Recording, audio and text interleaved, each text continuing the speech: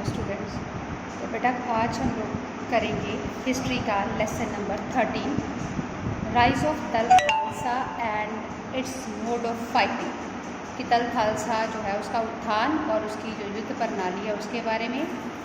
तो दल खालसा की स्थापना जो है वो 1748 को हुई और इसकी स्थापना जो है सिख इतिहास के लिए बहुत ही महत्वपूर्ण घटना जो है वो मानी जाती है।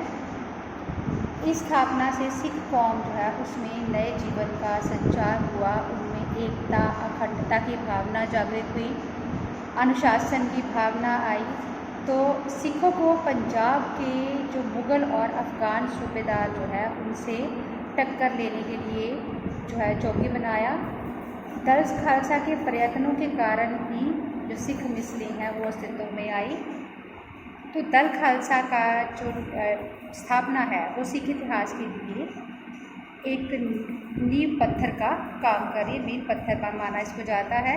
तो कॉजेज़ क्या है, कैसे जो दल खालसा की स्थापना उसका क्या कारण है। फर्स्ट है परसिक्यूशन ऑफ द सिख। तो सिखों के ऊपर जो है अत्याचार किए जाते थे। तो 1716 को जब बंदा बहादुर को मौत के घाट उतारा गया, उसको शहीद किया गया और इतने ज़्यादा तकलीफ़ दे के उसको मारा गया, तो उससे जो है उस समय सिखों का नेतृत्व करने वाला कोई जो नेता नहीं था। इसलिए सिख जो है वो अपने आप को संगठित रूप में पंजाब में कायम नहीं कर सके थे। तो इस हालात में पंजाब के मुग़ल सूबेदार जो है अब्दुल समद खां जकरिया खां, उसने सिखों पर जो है कठोर अत्याचार करने शुरू किए। सिखों के जो भी उनके सिरों के ऊपर इनाम रखे कि जो उनको सरकार के लाएगा उसको इनाम दिया जाएगा। हर रोज़ सिखों को गिरफ्तार करके लाहौर में शहीद किया जाता। तो सिखों को मजबूरी वश जो है जंगलों में जाके छुपना पड़ता, पहाड़ों में जाके शरण लेनी पड़ती। यहाँ इतनी कठिनाइयों का उनको सामना, पहाड़ों में या जंगलों में भी बहुत कठिनाइयों का सामना करना पड़ता और मुग़ल सेनाएं वहाँ पे भी उनका पीछा करती रहती थी। तो यहाँ कहीं भी वो नज़र आते तो उनको मार दिया जाता था। और दूसरा क्या है, उन्हें भोजन की तलाश में इधर उधर भटकना पड़ता था। इसके कारण उनको जो है लूट मार करने के लिए मजबूर होना पड़ा और उन्होंने जत्थों में संगठित होने की उनको आवश्यकता महसूस हुई। ये जत्थे जो है वो दल खालसा की स्थापना का आधार बने। सेकंड है फाउंडेशन ऑफ बुड्ढा दल एंड तरुण दल। तो जकरिया खां के जो सारे प्रयत्न थे उससे सिखों की शक्ति जो है उसको कुचलने में वो असफल रहे। तो उसने 1733 में सिखों से समझौता कर लिया। इस कारण सिखों को अपनी शक्ति संगठित करने का जो एक मौका मिला। 1734 में नवाब कपूर सिंह ने सारे छोटे छोटे दलों को मिलाकर एक दल बना लिया जिसका नाम जो उसने बुड्ढा दल और तरुणा दल रखा। तो बुड्ढा दल में जो 40 वर्ष की उम्र के ज़्यादा के सिख शामिल किए गए। इस दल का कार्य जो है सिखों का धार्मिक जो स्थानों की देखभाल करना और सिख धर्म का प्रचार करना था। और तरुणा दल जो है वो 40 से कम उम्र की आयु के सिख को शामिल किया गया और ये जो है इनका कार्य दुश्मनों का मुकाबला करना था। तो तरुणा दल को आगे 5 जत्थों में बांटा गया और हर एक जत्थे का जो जत्थेदार था वो अनुभवी सिख जो है वो माना जाता था। और प्रत्येक दल में 1300 से लेकर 2000 नौजवान होते थे। हर एक जत्थे का अपना झंडा, अपना नगाड़ा होता था। तो चाहे कपूर सिंह जो है वो बुड्ढा दल का नेतृत्व उसको सौंपा गया था, लेकिन दोनों दलों की वो कार्रवाई जो है उनकी साझी कड़ी का दोनों दलों का मतलब नेतृत्व जो वही कर रहे थे। तो उनको संगठित हो जाने के कारण सिखों की गतिविधियां जो मुगलों के विरुद्ध तेज हो गई। तीसरा पॉइंट है रीऑर्गेनाइजेशन ऑफ द दल। तो दल जो है 1745 ईस्वी में जकरिया खां की मृत्यु हो गई। तो गद्दी की प्राप्ति के लिए उसके 2 पुत्र जाहिर खां और शाहनवाज खां ने युद्ध शुरू हो गया। अशांति फैल गई और इसी स्थिति का फ़ायदा उठाते हुए दिवाली के अवसर पर अमृतसर में एक खास गुरमता पास किया गया और इसमें फैसला किया गया कि 100 सिखों के 25 जत्थे बनाए जाएंगे और इन जत्थों के नेता जो है अपनी बहादुरी से के कारण अपनी पदवी प्राप्त करेंगे। तो इन जत्थों ने सरकार से मुकाबला करने के लिए युद्ध प्रणाली अपनाई, क्योंकि वो जंगलों में पहाड़ों में छिप के रहते थे, तो उन्होंने गुरिल्ला युद्ध प्रणाली जो है वो अपनाई। और इन जत्थों ने ऐसे लोगों का कत्ल किया, ऐसे चौधरियों को कत्ल किया जो सिखों के खिलाफ सरकार की सहायता करते थे। तो धीरे धीरे इन जत्थों की संख्या जो है बढ़ के 65 हो गई। उसके बाद है एस्टैब्लिशमेंट ऑफ दल खालसा। तो 29 मार्च 1748 ईस्वी को बैसाखी वाले दिन सिख जो है अमृतसर में इकट्ठे हुए। तो नवाब कपूर जी ने ये सुझाव दिया कि आने वाले समय में सिखों को एकता और अखंडता की ज़रूरत है, एक मजबूती की ज़रूरत, ताकि वो मुग़लों का और अफ़गानों का सामना कर सके। इस उद्देश्य को सामने रखते हुए उस दिन दल खालसा की स्थापना की गई। 65 सिख जत्थों को 12 मुख्य जत्थों में सम्मिलित किया गया और प्रत्येक जत्थे का अपना नेता और झंडा था।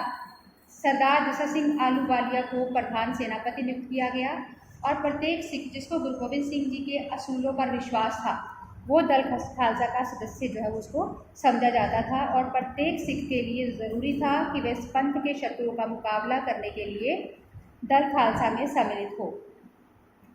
तो दल खालसा में शामिल होने के लिए उन्हें घुड़सवारी और शस्त्र चलाने में निपुण होना ज़रूरी था। दल खालसा का प्रत्येक सदस्य किसी भी जत्थे में शामिल होने के लिए वो स्वतंत्र थे और युद्ध के सभी जत्थों के सरदारों में से एक को दल खालसा का प्रधान चुन लिया जाता था और बाकी सभी उसका जो उसके नेतृत्व में जो है वो अपना कार्य करते थे। तो सरबत खालसा की बैठक जो है वो हर साल बैसाखी और दिवाली के अवसर पर अमृतसर में बुलाई जाती थी। समुचित संगत जो है, सरबत खालसा का मतलब समुचित संगत है। इस बैठक में गुरु ग्रंथ साहिब जी की उपस्थिति में जितने भी महत्वपूर्ण मामले हैं उन पर गुरमतें पास की जाते थे और इस तरह दल खालसा में हमेशा के लिए अनुशासन जो है वो कायम रखा जाता था। उसके बाद है फीचर्स। सबसे पहले इसके जो फीचर है उसमें घुड़सवार सेना, कैवलरी। दल खालसा की सेना जो है उसका मुख्य अंग घुड़सवार सेना था। तो क्योंकि दल खालसा की कंडीशन ये थी कि वो घुड़सवारी में निपुण होने चाहिए, तो प्रत्येक सिख जो है वो एक निपुण घुड़सवार को, ये कंडीशन पहले ही बताया गया है। तो घोड़ों के बिना लड़ना जो सिख अपना अपमान समझते थे, इसलिए सिखों के घोड़े बहुत कुशल होते थे और वे एक दिन में 50 मील से लेकर के 100 मील तक सफर कर सकते थे। उसके बाद है इन्फेंट्री। तो इन्फेंट्री में मतलब पैदल सेना। तो सिख जो है इस दल खालसा की सेना में पैदल सेना को कोई महत्व नहीं दिया जाता था, इसका काम सिर्फ पहरा देना था। उसके बाद है हथियार, आर्म्स। तो दल खालसा की सेना में तोप खाने की कमी थी। लड़ाई के समय सिख तलवारों, भालों, बर्शियों, तीर कमानों, बंदूकों का प्रयोग करते थे। बारूद की कमी के कारण बंदूकों का कम प्रयोग किया जाता था और वो ढालों का खास प्रयोग करते थे। Recruitment and discipline. तो दल खालसा में भर्ती होने के लिए जो किसी भी सिख को ज़बरदस्ती नहीं, वो अपनी इच्छा अनुसार जो इसमें भर्ती हो सकते थे। जब वह चाहे इस जत्थे को छोड़कर दूसरे जत्थे में सम्मिलित होते थे। सैनिकों के नाम और उनके वेतन का कोई लिखित विवरण नहीं रखा जाता था। सैनिकों का प्रशिक्षण जो है वो उसकी कोई व्यवस्था नहीं थी। दल खालसा में जो है फिर भी इतना भी कि कोई व्यवस्था ना होने के कारण भी उनमें जो है पर अनुशासन रहता था और सारे निर्णय गुरुमता द्वारा पास किए गए माने जाते थे और लोगों में धार्मिक जोश के साथ सिख लोग युद्ध लड़ते थे। सैलरी। तो दल खालसा को जो कोई वेतन नहीं मिलता था, लूट का जो भी सामान लूटा जाता था उसमें कुछ हिस्सा मिल जाता था। Mode of fighting. तो दल खालसा की सबसे महत्वपूर्ण विशेषता जो गुरिल्ला युद्ध प्रणाली है, तो सिखों को ये प्रणाली अपनाने के लिए विवश होना पड़ा, क्योंकि उनको जो है मुसलमान जो है वो परेशान करते थे, अफगान परेशान करते थे। गुरदास नंगे की लड़ाई में बंदा बहादुर और अन्य सैनिकों को कैदी बना लिया गया था, जिन्हें बहुत कठोरता से उनको जो निर्दयता से उनका कत्ल कर दिया था। तो सिखों को ये पाठ उन्होंने समझ आ गया कि मुग़ल सेना से खुले युद्ध में टक्कर लेना उनके लिए हानिकारक सिद्ध हो सकता है, इसीलिए उन्होंने गुरिल्ला युद्ध प्रणाली अपनाई। दूसरा जो है अब्दुल समद खान, जकरिया खान, मीर मनु, वो सारे अत्याचार का मुकाबला करने के लिए सिखों के पास कोई अन्य रास्ता नहीं, तो वो उनका डायरेक्ट मुकाबला नहीं कर सकते, इसलिए उन्होंने गुरिल्ला युद्ध प्रणाली अपनाई। गुरिल्ला युद्ध प्रणाली जो सिखों की शक्ति को बढ़ाने में काफ़ी कामयाब रही। इस प्रणाली के द्वारा सिख अपने शत्रुओं पर अचानक हमला करते हुए काफ़ी क्षति पहुंचाते थे। और उन्होंने मुगलों और अफगानों की नाक में दम किया। उसके बाद इसकी सिग्निफिकेंस क्या है, तो दल खालसा जो है उसकी स्थापना सिख इतिहास में एक महत्वपूर्ण मोड़ लेके आई।